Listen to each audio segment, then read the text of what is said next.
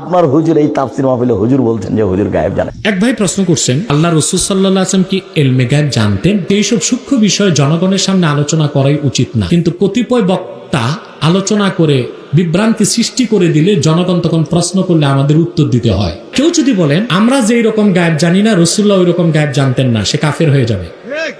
আল্লাহর নবী নাকি গায়েব জানেন, তো গ্রামের লোক সবে বলছে ছি ছি ছি ছি ছি, আয়েশা কত খারাপ মহিলা, আয়েশা জেনা করেছে।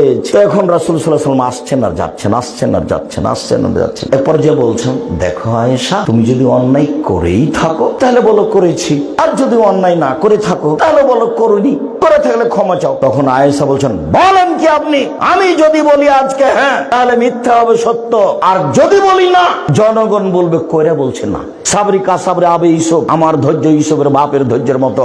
ইসবের বাপের ছেলে হারিয়ে গেছিল, 25 বছর পরে ফেরত পেয়েছিলেন। 29 দিন পরে আল্লাহ বলছেন আয়েশা জেনা করেননি। তো যেই নবী নিজের ঘরের বইয়ের খবর জানেন না, সেই নবী আবার গায়েব জানেন।